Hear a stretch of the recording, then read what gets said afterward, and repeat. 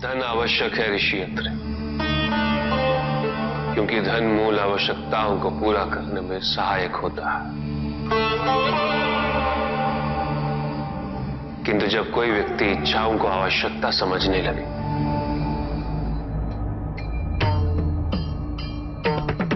तो धन कितना ही क्यों ना पर्याप्त नहीं होता, क्योंकि इच्छाएं अंतहीन है।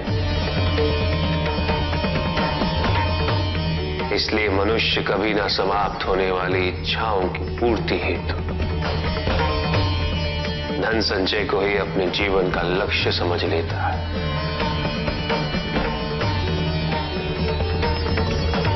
वो लोभी बन जाता है।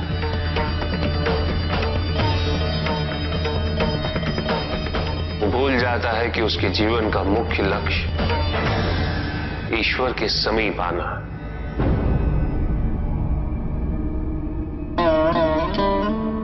ऐसे लोभी व्यक्तियों को अपनी मृत्यु के समय भी यही दुख रहता है कि उन्होंने क्या कुछ नहीं पाया, क्या शेष रह गया। ऐसे समय में वो एक क्षण के लिए भी ईश्वर का स्मरण नहीं करते। अपने जीवन की निरर्थकता और व्यर्थता का बोध नहीं होता।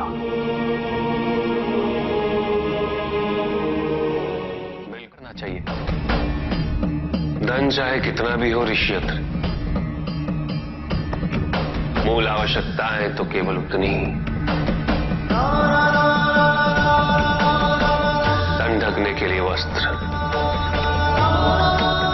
पेट भरने के लिए आहार और शरण के लिए भवन।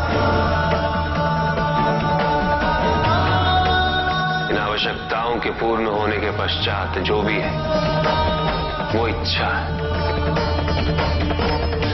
धनी व्यक्ति के पास जो भी अतिरिक्त धन होता है वो उसे दान करना चाहिए, उनके उद्धार के लिए जो अपनी मूल आवश्यकताओं को पूरा नहीं कर सकते।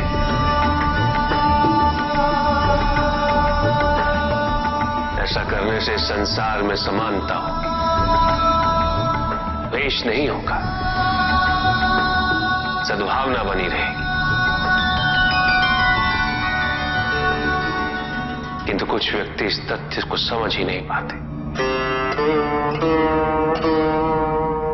उन्हें अपने एकत्रित किए हुए धन से इतना मोह हो जाता है कि वो उसका एक अंश भी किसी और को नहीं देना चाहते।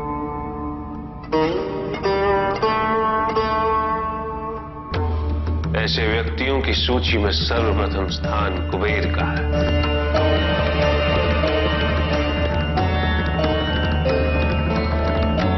इस संसार में सबसे अधिक धन उन्हीं के करना।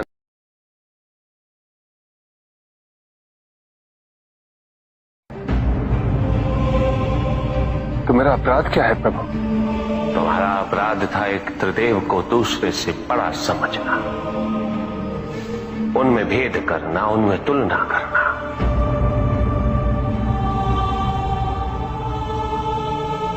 यही थी तुम्हारी भूल। तुम ये समझने में असफल रहे कि त्रिदेव तो एक है, समकक्ष है, कोई भी किसी से बड़ा नहीं और कोई किसी से छोटा नहीं, कोई भी किसी से अधिक महत्वपूर्ण नहीं और कोई भी किसी से कम महत्वपूर्ण भी नहीं। तुमने जो कुछ भी किया वो भक्ति नहीं थी निकस। भक्ति के नाम पर किया जाने वाला अहंकार था वो कि तुम्हारे आराध्य सबसे महत्वपूर्ण है। कैसे भक्त हो तुम मेरे, जो ये भूल गए कि तुम्हारे आराध्य के भी आराध्य है नारायण।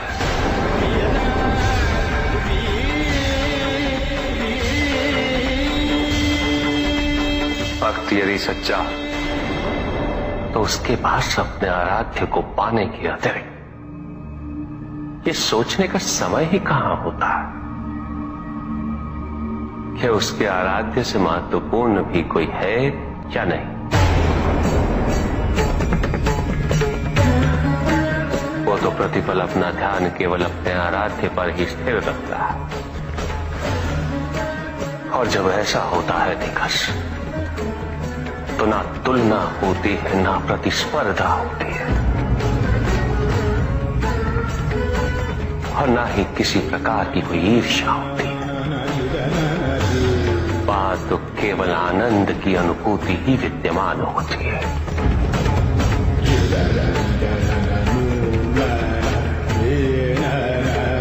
यदि तुम ये सोचते हो कि यह समस्त संसार केवल मुझसे है, तो तुम्हें इस संसार के प्रत्येक स्वरूप से प्रेम होना चाहिए था।